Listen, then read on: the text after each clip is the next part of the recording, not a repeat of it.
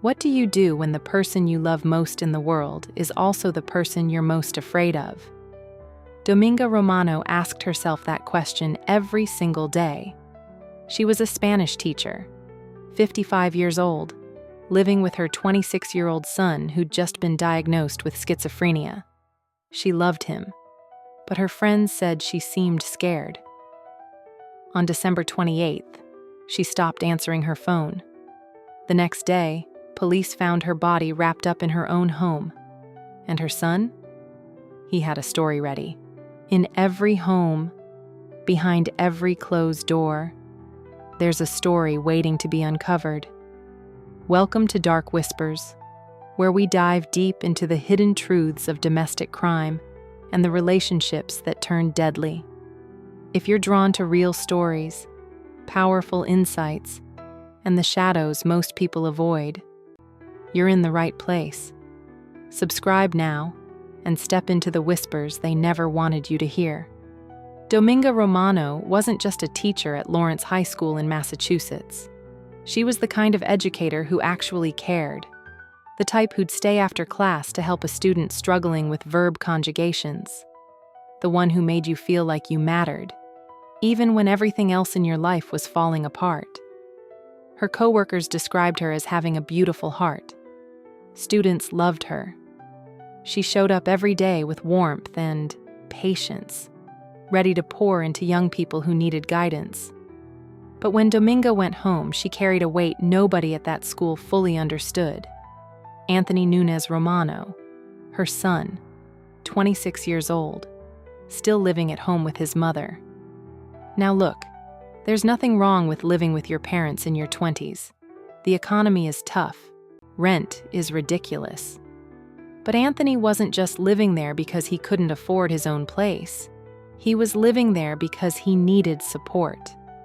The kind of support that comes when you're dealing with mental health challenges that most people can't even imagine. Anthony had recently been diagnosed with schizophrenia and autism. On top of that, he had a history of behavior that made people around him uncomfortable.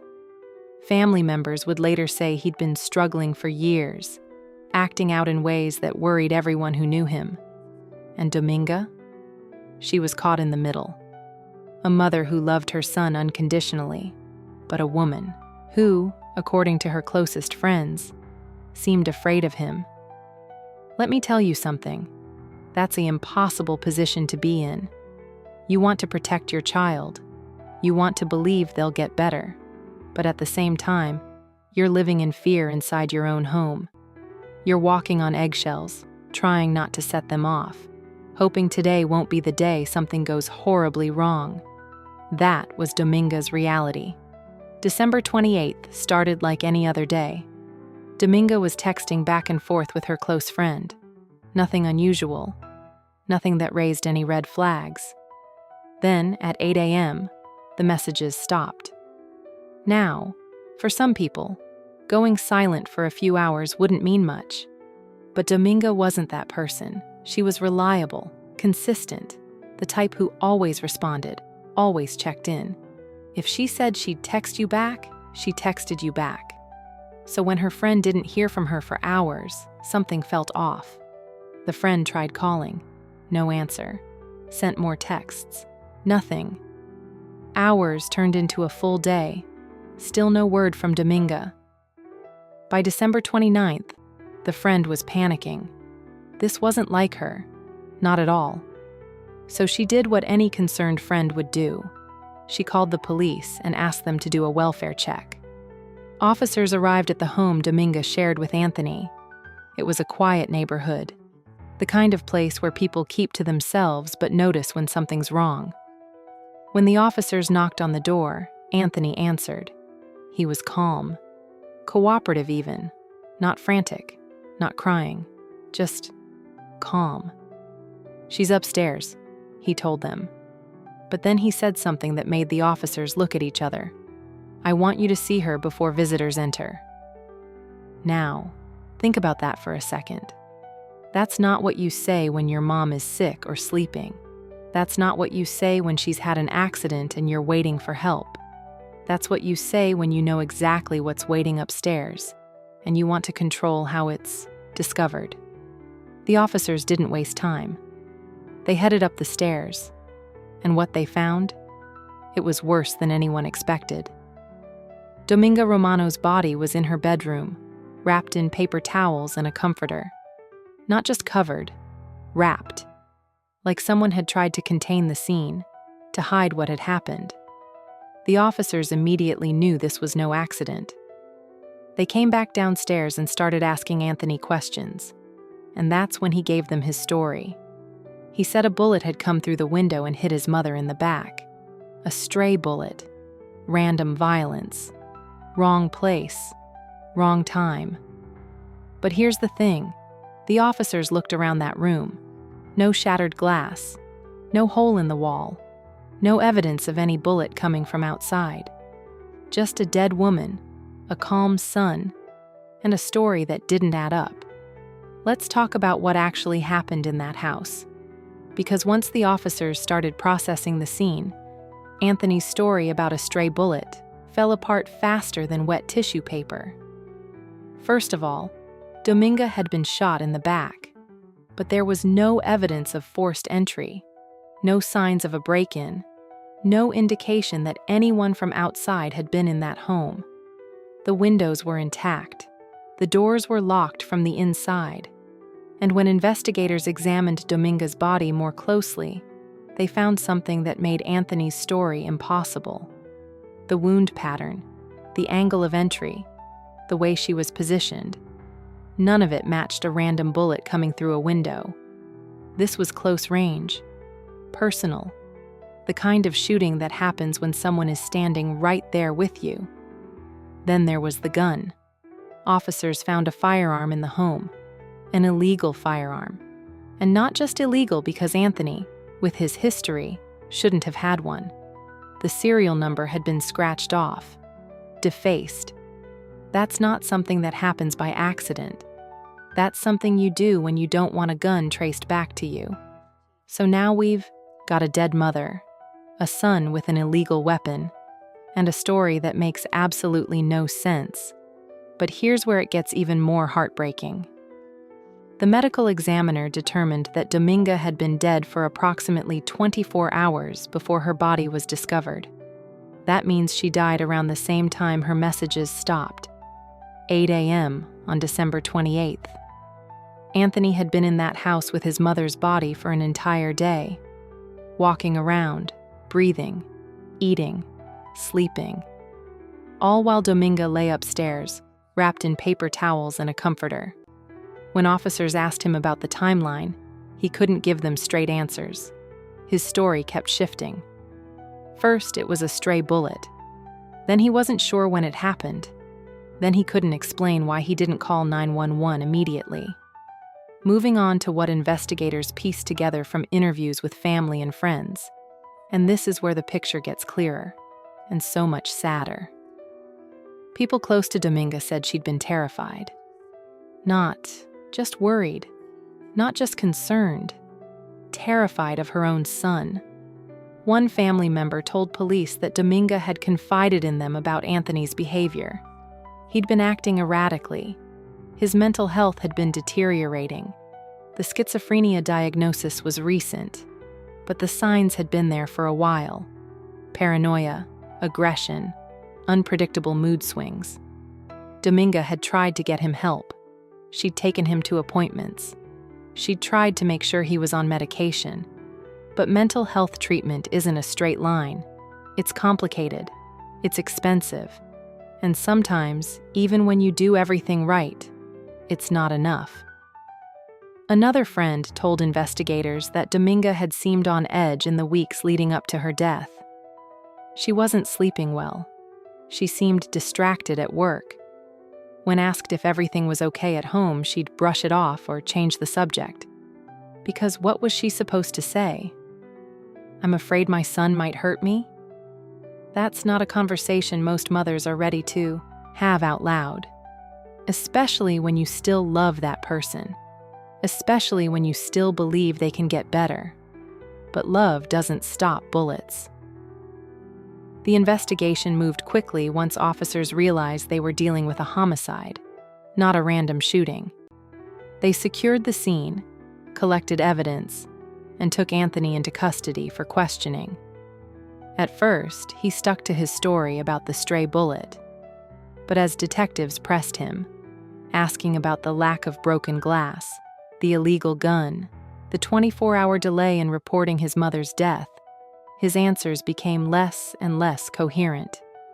He wasn't aggressive during questioning. He wasn't confrontational. If anything, he seemed detached, like he was talking about something that had happened to someone else. Detectives also spoke to neighbors. Had they heard gunshots? Had they seen anything unusual? Most said no. The neighborhood had been quiet. No one had heard a gunshot on December 28th. No one had seen strangers lurking around the property. That further confirmed what investigators already suspected. This wasn't an outside job. This was domestic. This happened inside that home, between a mother and her son. Forensic evidence backed that up. The bullet recovered from Dominga's body matched the illegal firearm found in the home, the one with the scratched-off serial number, the one Anthony had in his possession. Ballistics confirmed it. This was the murder weapon. Now, here's where it gets tricky. Because Anthony's mental health history became a major factor in how this case moved forward. His recent diagnoses of schizophrenia and autism raised questions about his state of mind at the time of the shooting. Was he in the middle of a psychotic episode? Did he understand what he was doing? Was he capable of forming intent? These are the kinds of questions that make cases like this so complicated. Because on one hand, you have a woman who was killed by her own son. On the other hand, you have a young man whose brain wasn't functioning the way it should have been. But the law doesn't care about complicated feelings. The law cares about facts. And the facts were clear. Dominga Romano was dead, and Anthony Nunez Romano was responsible. Investigators also discovered that Anthony had a history of run-ins with the law. Nothing violent, but enough to paint a picture of someone who'd been struggling for years. Petty theft, disorderly conduct, the kind of charges that suggest a young man spiraling, unable to keep his life together. Dominga had been there through all of it, bailing him out, trying to get him help, doing everything a mother does when she refuses to give up on her child, and it cost her everything. Arrest Anthony Nunez Romano was arrested and charged with murder. Not manslaughter, not accidental death. Murder. He was also hit with 2 additional charges: illegal possession of a firearm and possession of a firearm with a defaced serial number. Those charges alone would have been enough to put him away, but they were nothing compared to what he was really facing. When news broke that a beloved Spanish teacher had been killed by her own son, the Lawrence community was devastated. Teachers who'd worked alongside Dominga for years couldn't believe it. Students who'd sat in her classroom were heartbroken. Parents who'd trusted her with their children felt the loss deeply. One coworker stopped by the home after the news came out just to say a prayer. That's the kind of impact Dominga had. Even in death, people wanted to honor her, to remember her as more than just a victim in a crime story. But for Anthony, there was no sympathy. Not from the community, not from the court system, and definitely not from Dominga's family. When he was brought into court for his arraignment, the emotions were raw. Family members were in the courtroom, and the pain was written all over their faces. Some cried. Some stared in disbelief, and at least one person couldn't hold it together. As Anthony was being led out of the courtroom, a family member shouted out. The exact words weren't recorded in the official transcript, but the emotion behind it was clear: rage, grief, and an overwhelming sense of betrayal. Because how do you process something like this? How do you reconcile the little boy you once knew with the man who killed his own mother? Anthony's defense team immediately began laying the groundwork for what would likely be their primary argument: mental illness. They'd point to his schizophrenia diagnosis, his autism, his history of behavioral issues. They'd argue that he wasn't in his right mind, that he didn't fully understand what he was doing, that he needed treatment, not a life sentence. And look, that's a valid legal strategy. The law recognizes that mental illness can affect someone's ability to understand right from wrong. That's why we have verdicts like not guilty by reason of insanity. But here's the thing. None of that brings Dominga back. None of that erases the fact that she died terrified in her own home, at the hands of the person she loved most. You're seeing just a little bit there of the high emotions ringing out in a courtroom today. The Methuen son accused of killing his mother facing a judge. Court records show that man had a history of delinquent behavior and mental health challenges. WBZ's Penny Commit has the latest on the reports and what she learned in the courtroom. Go Anthony. Hey. Just as Anthony Nunez Romano was leaving a Lawrence courtroom, an outburst from a family member. Nunez Romano is accused of murdering his mother, Dominga Romano, a Spanish teacher at Lawrence High School. Police say they discovered the 55-year-old's body on December 29th during a welfare check at their shared home. He stated that she was upstairs and indicated that he wanted to go upstairs before officers entered. Prosecutors say the 26-year-old told officers a bullet had come through their window and hit his mom in the back.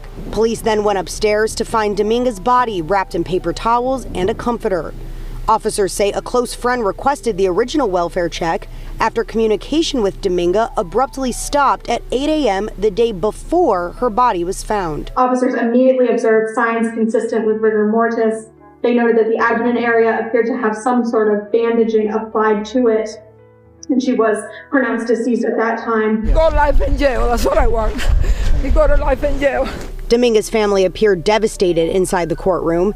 Interviews with loved ones outlined in court paperwork states Dominga seemed scared of her son and that he had a history of delinquent behavior and was recently diagnosed with schizophrenia and autism. We never spoke about, the kids. Luz Torres says she worked with Dominga at Lawrence High, stopping by her home to say a prayer.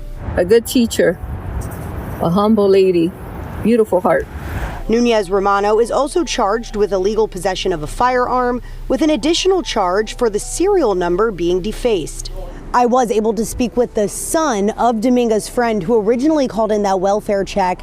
He said what his mother would like everyone to know about Dominga was that she was loving, she was happy, and she was always trying to help people. In Methuen, I'm Penny Commit, WBZ News.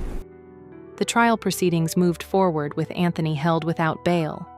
Prosecutors laid out their case methodically: the illegal gun, the scratched serial number, the inconsistent story, the forensic evidence tying him directly to his mother's death. The defense countered with expert testimony about Anthony's mental state, his diagnoses, and his inability to fully grasp reality at times. They painted a picture of a young man who'd been failed by a system that didn't provide adequate mental health resources. And honestly, they weren't entirely wrong. Mental health care in this country is abysmal. Getting treatment is expensive, complicated, and often ineffective. Families are left to navigate a broken system on their own, and sometimes tragedy is the result. But the prosecution wasn't buying it as a defense. They argued that regardless of Anthony's mental health struggles, he knew enough to try to cover up what he'd done. He wrapped his mother's body. He came up with a story about a stray bullet. He had an illegal gun with a defaced serial number. That takes planning, not psychosis. The courtroom was tense. Family members attended every session, watching as lawyers argued over whether Anthony was a cold-blooded killer or a mentally ill young man who'd lost control. One person close to the family said they wanted life in prison for Anthony. No parole, no second chances, just accountability for taking away someone irreplaceable. Dominga's story is a painful reminder that domestic violence doesn't always look the way we expect it to. It's not always about control or jealousy or rage in a romantic relationship.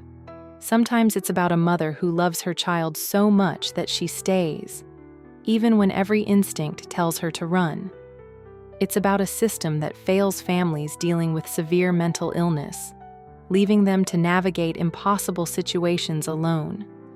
It's about the quiet fear that lives inside someone's home, hidden from coworkers and friends and neighbors who had no idea how bad things really were.